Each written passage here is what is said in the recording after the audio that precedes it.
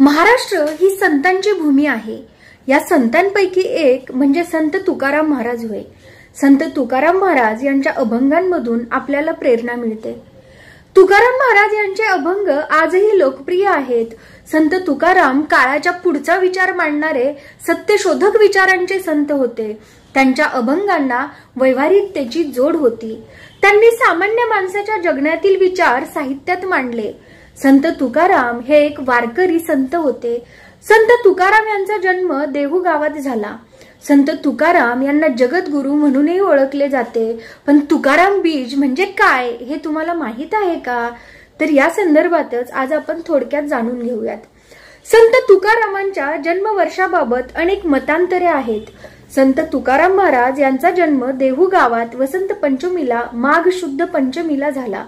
तर फाल्गुन वद्य द्वितीयेला तुकारामांचे सदेह वैकुंठ गमन झाले असे मानले जाते। म्हणजेच संत तुकाराम यांना देव सदेह वैकुंठी घेऊन गेल्याची मान्यता आहे आणि या दिवसालाच तुकाराम बीज म्हणून संबोधले जाते। फाल्गुन वद्य द्वितीयेच्या दिवशी तुकाराम महाराज यांनी सदेह वैकुंठ गमन केले। मात्र संत तुकाराम महाराज सदेह वैकुंठात गेले की नाही याबाबत काहींची वेगळी मते आहेत। संत साहित्याचे अभ्यासक यांच्या मते संत तुकाराम महाराजांच्या वैकुंठ गमन किंवा इतर बाबतीत कोणतेही ठोस पुरावे नसल्याचं बोललं जातं। तर आज तुकाराम बीज अर्थात संत तुकाराम यांचा पुण्यस्मरण दिन या निमित्ताने आज आपण त्यांच्या मृत्यूबाबत असलेलं जे काही गूढ आहे त्याबद्दल थोडक्यात जाणून घेण्याचाही प्रयत्न करूयात। अगं पोळ्या काय करत बसली? तुकोबा निघाले वैकुंठाला, चल लवकर। शेजारची बाई आवलीला सांगायला येते। चुलीवरची पोळी आणि हातातलं लाटणं टाकून आवली तशीच धावत निघते। तोवर तुकोबा गरुडाच्या पाठीवरल्या अंबारीत बसलेले असतात आणि त्या ठिकाणी भजन चालू असतं। आम्ही जातो आपुल्या गावा, आमचा रामराम घ्यावा। आम्ही जातो आपुल्या गावा, आम्ही जातो आपुल्या गावा, आमचा राम राम घ्यावा, आमचा राम राम घ्यावा, आमचा राम राम घ्यावा। तुमची आमची हेची भेटी, तुमची आमची हेची भेटी, येथुनिया जन्म तुटी, येथुनिया जन्म तुटी। आम्ही जातो आपुल्या गावा, आमचा राम राम घ्यावा, आमचा राम राम घ्यावा, आमचा राम राम घ्यावा।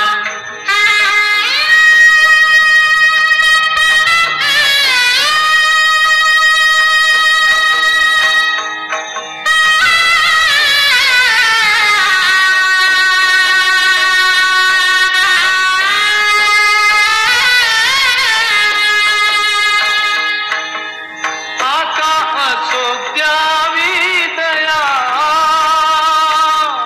आता असो द्यावी दया, तुमच्या लागत से पाया।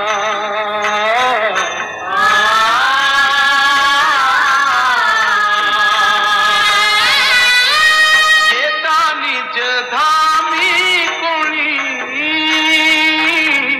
येता निज धामी कोणी, विठ्ठल विठ्ठल बोलावाणी, विठ्ठल विठ्ठल बोलावाणी। राम कृष्ण राम कृष्ण, राम कृष्ण राम कृष्ण, राम कृष्ण राम कृष्ण, मुखी बोला तुका जातो वैकुंठाला, तुका जातो वैकुंठाला, तुका जातो वैकुंठाला। आम्ही जातो आपुल्या गावा, आम्ही जातो आपुल्या गावा, आमचा राम राम घ्यावा, आमचा राम राम घ्यावा, आमचा राम राम घ्यावा।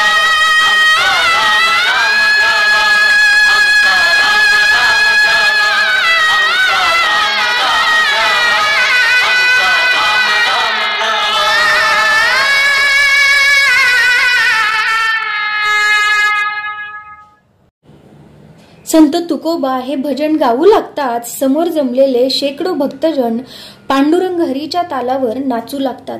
आवली धावत पळत तिथवर पोहोचते, पण तोवर तुकोबांना घेऊन तो महाकाय गरुड असं म्हणतात झेपावतो. 1936 साली रिलीज झालेल्या संत तुकाराम या ब्लॅक अँड व्हाईट सिनेमातील हे शेवटचं दृश्य अनेकांच्या मनावर कोरलं गेलं असेल. तुकाराम महाराज पुष्पक विमानात बसून सदेह वैकुंठी गेले असंच आपण आजवर ऐकत आलो आहोत. पण संत तुकाराम खरंच सदेह वैकुंठाला गेले का, हा प्रश्न गेली 4 शतकं महाराष्ट्रात दबक्या आवाजात विचारला जातोय. त्यावर जाहीरपणे सहसा बोललं जात नाही. राष्ट्रवादी काँग्रेसचे नेते जितेंद्र आव्हाड यांनी एकदा फेसबुक लाईव्ह मध्ये संत तुकारामांचा खून झाला होता असं वक्तव्य केलं होतं. वारकरी संप्रदायातील काहींनी त्यांचा निषेध केला.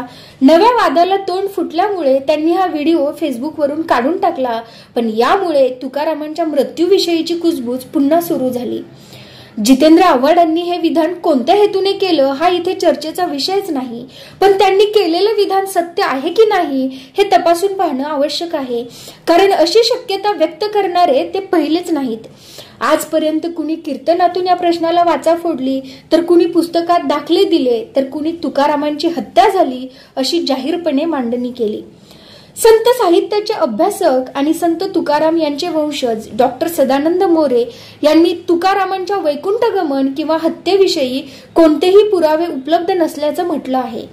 पुरावा नसताना याचा राजकारणासाठी उपयोग करून घेऊ नये असं मोरे यांना वाटतं.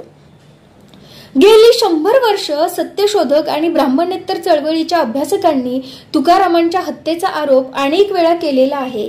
त्यामुळे जितेंद्र आव्हाड जे म्हणतात त्यात नवीन काही नाही असंही ते म्हणाले. जुन्या सिनेमात रंगवलेले साधे भोळे तुकाराम वास्तवात असेच होते का? लेखक आणि विचारवंत डॉक्टर आह साळुंखे लिहितात, तुकारामांच्या बहुतेक चरित्रकारांनी आपल्या पुढे उभी केलेली त्यांची प्रतिमा त्यांच्या मूळ व्यक्तित्वाशी सुसंगत नाही. डॉक्टर साळुंखेंनी विद्रोही तुकाराम हे चरित्र लिहिलं आहे.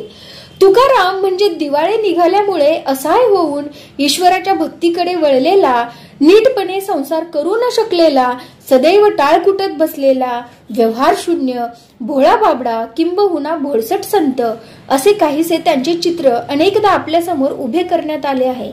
वस्तुस्थिती अशी आहे की समाज मनावर प्रभाव गाजवत असलेल्या एका उद्दाम, अहंकारी आणि धर्माच्या नावावर अनीतीचा बाजार मांडणाऱ्या धर्मसत्तेला कडे आव्हान देणारा हा संत म्हणजे एक महान लढवय्या होता. अनेक चरित्रकारांनी सिंहाचे चित्रण शेळीच्या स्वरूपात केल्याचं साळुंखे सांगतात. विद्रोही तुकाराम हे पुस्तक 1997 साली प्रकाशित झालं आहे. तुकारामांच्या व्यक्तिमत्वाची झाल बाजू सांगताना साळुंखे लिहितात, तुकारामांनी आपल्या धारदार वाणीने अत्यंत तिखट आघात ज्यांच्यावर केले ते कोणी सामान्य लोक नव्हते. या तथाकथित पूज्य लोकांचे वर्तन ढोंगीपणाने भ्रष्ट झालेले असल्यामुळे तुकाराम त्यांच्या व्यक्तित्वावरील धार्मिकतेचा बुरखा टरकावून टाकत असत. अर्थ न समजता नुसते पाठांतर करणारे वैदिक पंडित ओझे वाहणाऱ्या घोड्यात गाढवापेक्षा हीन असल्याचे ते सांगत. या सर्व कारणांमुळे समाजातल्या प्रतिष्ठित, प्रस्थापित आणि धार्मिक अधिष्ठान घेऊन वावरणाऱ्या लोकांच्या मनात तुकारामांविषयी विषारी रसायन तयार झालं होतं असं साळुंखे यांनी लिहिलं आहे. वेदाचा तो अर्थ आम्हासीच ठावा, एरांनी व्हावा भार माथा. वेद आणि पंडितांबद्दल तुकोबांनी हा अभंग रचला आणि वेदांवरील पारंपरिक मक्तेदारीला आव्हान दिलं. पुढे जाऊन वेदाचा अर्थ कळण्याचा अधिकार इतर जातीतील लोकांना तसंच सर्व स्तरातील स्त्रियांनाही आहे असं बजावलं. सकळ शास्त्रांचे सार हे वेदांचे गव्हर, पाहता विचार हाची करीती पुराणे. ब्राह्मण क्षत्रिय वैश्य शूद्र चांडाळाही अधिकार, बाळे नारी नर आदी करोनी वेश्याही. पुढे साळुंखे लिहितात की हे विचार तत्कालीन समाजात रुचणारे नव्हते, म्हणूनच त्यांचा छळ होत होता. हे लोक खोलीत लावून माझा घात करतील असे तुकाराम म्हणतात. याचा अर्थ त्यांना भावी घटनांची चाहूल लागली होती असाच होतो. शस्त्रधारी माणसाने माझ्या देहाचे तुकडे तुकडे केले तरी मी भिणार नाही, माझी मान कापली तरी मी वेगळे काही करणार नाही, अशा आशयाची विधाने तुकाराम वारंवार करतात. आह साळुंखेंनी तुकारामांच्या हत्येची शक्यता वर्तवताना मनुस्मृतीचा दाखला दिला आहे. तुकारामांच्या हत्येचा स्पष्टपणे आदेश देऊ शकणारे मनुस्मृतीचे काही नियम आपण नजरेखालून घालूया. ब्राह्मणाला नावे ठेवली असता शूद्राचा वध करावा, शूद्राने आपल्या दारुण वाणीने द्विजांची निंदा केली असता त्याची जीभ छाटावी, कारण तो जन्माने हीन असतो. ज्यांच्या हातात धर्मशास्त्रे होती त्यांनी भारताच्या इतिहासात या नियमांची अंमलबजावणी अनेकदा केली आहे. विद्रोही तुकाराम या पुस्तकात तुकारामांच्या मृत्यूबद्दलच्या प्रकरणाचा मथळाच धुळवडीच्या रात्री तुकारामांची धुळवड केली असा आहे. संत तुकारामांच्या शिष्या संत बहिणाबाई यांनी तुकोबांबद्दल लिखाण केलं आहे. देहूमध्ये मंबाजी गोसावी तुकाराम आणि त्यांच्या अनुयायांचा कसा द्वेष करत होते याविषयी संत बहिणाबाईंनी लिहिलं आहे. तुम्हासी वाळीस ब्राह्मणाचे पंक्ती, तुम्ही गुरुभक्ती नका सांगू. बहिणी म्हणे ऐसे मंबाजी बोलीला, द्वेषही मांडिला तेच क्षणी. पण अनेक चरित्रकारांना तुकोबांच्या मृत्यूबद्दलची ही शक्यता अजिबात मान्य नाही. तुकारामांचे वंशज श्रीधर महाराज मोरे देहूकर यांनी तुकाराम महाराजांचे चरित्र लिहिले आहे. या पुस्तकात तुकारामांच्या प्रयाणाविषयी एक प्रकरण आहे. श्रीधर महाराज लिहितात, इंद्रायणी काठी तुकोबांचे कीर्तन सुरू होतं. त्यांनी सर्वांना आम्ही वैकुंठाला जात आहोत, तुम्ही माझ्या बरोबर वैकुंठाला चला असं सांगितलं. 14 टाळकऱ्यांनी क्षेमालिंगन दिले. सकाळी माझी बोळवण करा, परतोनी घरा जावा अशी सूचनाही केली आणि भागवत कथा करीत असता तुकोबा अदृश्य झाले. या प्रयाणाचा उल्लेख राज्याभिषेक शके 30च्या देहूगावच्या सनदेत आहे असे श्रीधर महाराजांनी लिहिलं आहे. तुकोबांच्या गुप्त होण्याने सर्वत्र मंडळी शोकसागरात बुडाली. तुकोबांची मुले, बंधू, अनुयायी तेथेच बसून राहिले. पंचमीला तुकोबांचे टाळ, पत्र, कथा आकाशमार्गे आली. रामेश्वर शास्त्रींनी निर्णय दिला, तुकोबा सदेह वैकुंठाला गेले. पण काही केल्या तुकोबांच्या मृत्यूचं गूढ मात्र उलगडत नाही. लेखक आणि विचारवंत डॉक्टर रावसाहेब कसबे यांनी धर्म आणि भक्ती संप्रदायावर 3 ग्रंथ लिहिले आहेत. जगभरातल्या अनेक संतांमध्ये तुकाराम हे सर्वश्रेष्ठ संत असल्याचं कसबे सांगतात. तुकारामांचा मृत्यू नेमका कसा झाला हे कोणालाच सांगता आलेलं नाही. उपलब्ध साधन सामुग्रीवरून मंबाजी गोसावी त्यांना छळत होता हे उघड आहे. तसंच तुकारामांचं लेखन संपवण्याचं काम काही शक्ती काम करत होत्या. जोपर्यंत त्यांच्या मृत्यूचं गूढ उलगडत नाही तोपर्यंत तुकारामांची हत्याच झाली असं माझं मत आहे. डॉक्टर कसबे यांनी सुदाम सावरकर यांच्या पुस्तकाचा संदर्भही दिला आहे. सुदाम सावरकर हे संत तुकडोजी महाराजांचे शिष्य. या पुस्तकात तुकारामांची हत्याच झाली असा दावा आहे. ते हळूहळू अदृश्य झाले म्हणजे नेमकं काय झालं, कसं झालं असे प्रश्न वाचकांच्या मनात आहेतच. लोकांनी विचार करायला हवा. सुदाम सावरकरांचं म्हणणं लोकांच्या पचनी पडत नाही म्हणून चमत्कारिक कथा रचल्या जातात. संत चळवळ शूद्र, अतिशूद्र आणि स्त्रियांची चळवळ होती. व्यवस्थेविरुद्ध केलेला विद्रोह होता. नामदेवांच्या परंपरेपासून ही सगळ्या जातींचा समावेश असणारी चळवळ सुरू झाली होती. तुकारामांनी यावर कळस चढवला होता. ईश्वराची निर्मिती माणसाने केली आहे असं म्हणणारे तुकाराम पुढे असंही म्हणतात की माझ्यासाठी देव मेला आहे. हे सगळं त्यावेळच्या ब्राह्मणी धर्माच्या विरुद्ध होतं असं मत डॉक्टर कसबे व्यक्त करतात. मराठी विश्वकोशात संत तुकारामांच्या मृत्यूची तारीख 9 मार्च 1650 दिली आहे आणि जन्मसाल 1608 आहे. म्हणजे तुकाराम अवघ 42 वर्षांचं आयुष्य जगले. प्रयाण काळी देवे विमान पाठविले, कलीच्या काळा माझी अद्भुत वर्तविले. मानव देह घेऊन निजधामा गेले, निळा म्हणे सकल संता तोषविले. हे संत वचन वारकऱ्यांमध्ये कायम म्हटलं जातं असं ज्ञानेश्वर महाराज जळगावकर म्हणतात. ते महाराष्ट्रातल्या वारकरी फडकरी दिंडी समाज संघटनेचे अध्यक्ष आहेत. त्यांच्या मते तुकाराम महाराज सदेह वैकुंठाला गेले यावर सर्व वारकऱ्यांची नितांत श्रद्धा आहे. या श्रद्धेच्या विरोधात बोलणाऱ्या वक्तव्यांचा वेळोवेळी निषेध केल्याचं ते म्हणतात. जे अशी वक्तव्य करतात त्यांच्यावर शासनाने कडक कारवाई करावी अशी आमची भूमिका आहे. अशा वादाच्या किरकोळ कारणासाठी आम्ही आमची शक्ती वाया घालवायची का असा सवाल ते करतात. अनेक जण प्रसिद्धी मिळविण्यासाठी प्रचलित असणाऱ्या गोष्टींच्या विरोधात बेताल वक्तव्य करतात, असंही त्यांचं म्हणणं आहे. चंद्रकांत कुलकर्णी दिग्दर्शित तुकाराम सिनेमा 2012 साली रिलीज झाला. संत तुकाराम हा सिनेमा रिलीज झाल्यानंतर 76 वर्षांनी आलेल्या तुकाराम या सिनेमात जादू आणि चमत्कार दाखवण्यात आलेले नाहीत. संत तुकारामांनी आपल्या अभंगातून अंधश्रद्धेवर घणाघाती हल्ले केले असे प्रसंग दिग्दर्शकांनी चितारले आहेत. नव्या सिनेमातल्या एका महत्वाच्या सीनमध्ये रामेश्वर भट आणि मंबाजी गोसावी धर्मपीठाचा आदेश घेऊन तुकारामकडे येतात.